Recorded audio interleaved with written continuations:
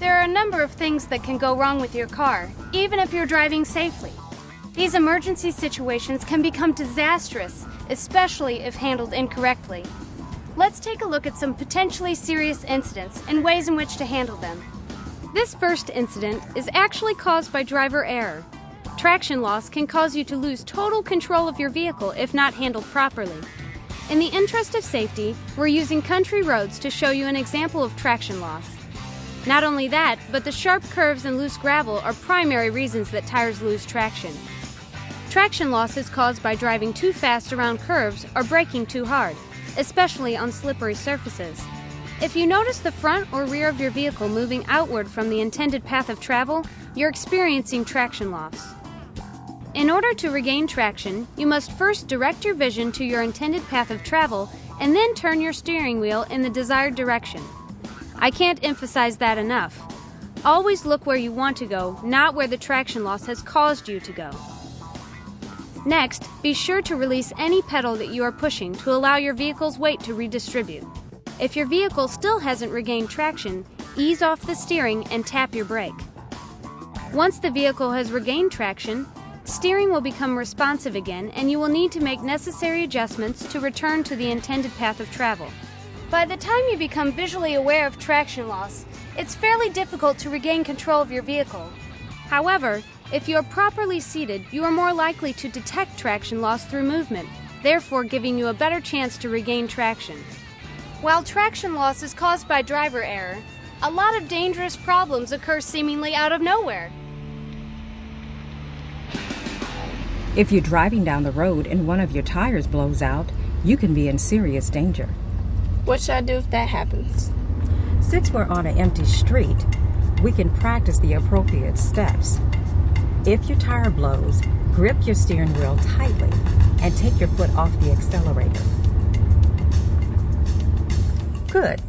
The vehicle will pull in the direction of the blown tire. Braking will make it worse.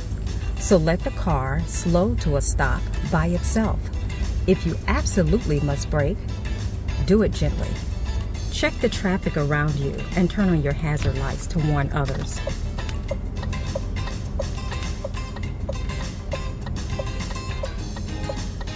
What do I do now? Get out and replace the tire. Check out the basic car maintenance bonus feature for a simple explanation on how to change a tire. While driving, you may also experience steering, accelerator, and engine failure.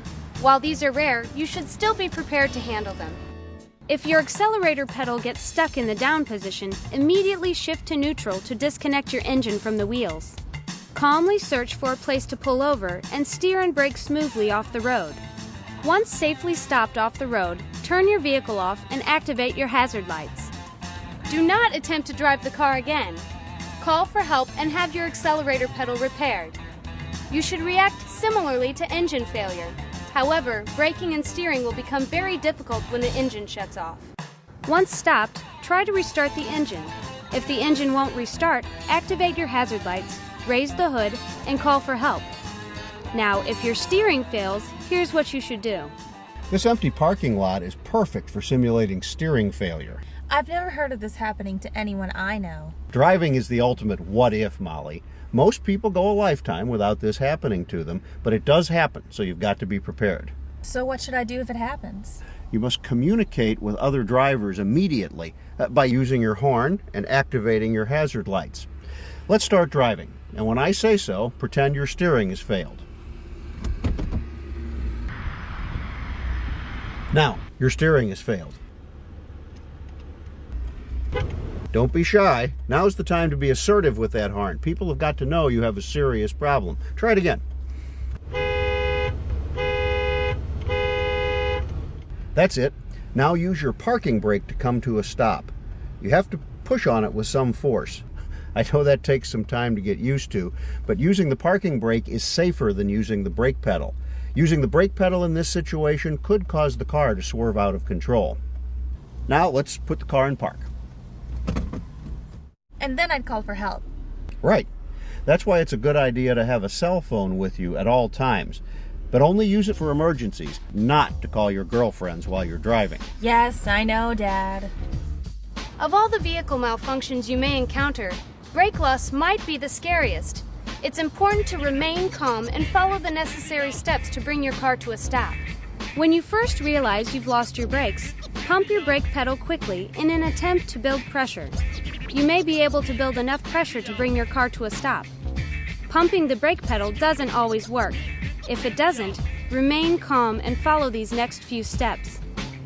Downshift to a lower gear and activate your hazard lights to warn other drivers. Then apply your parking brake. The parking brake should help you gradually come to a stop because it controls the rear brakes and is separate from the hydraulic brakes your pedal controls. If your vehicle still hasn't stopped, don't panic. Follow the next set of steps in the order they're mentioned. First, search for an uphill slope. By coasting uphill, your car will decelerate and you may be able to come to a safe stop. If an uphill slope is nowhere to be found, carefully rub your wheels against the curb to help slow your vehicle. If a curb is not an option, then scrape your vehicle against guardrails to help slow your vehicle. If none of these options are available and a collision is unavoidable, you should steer for soft, fixed objects such as bushes, rather than hard objects like trees or brick walls.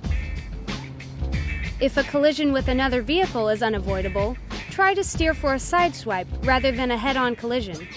Head-on collisions produce the greatest impact and increase your chance of serious injury.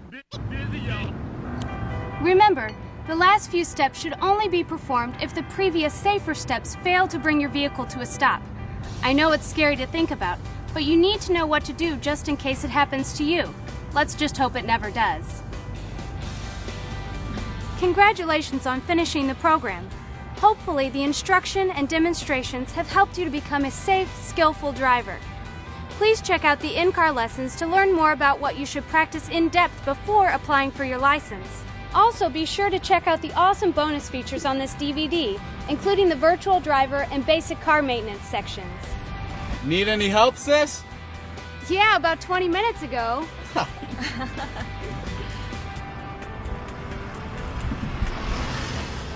Adam and his friends have all become licensed drivers with the help of their parents. And you will too if you practice safe driving procedures and follow the rules of the road. Good luck!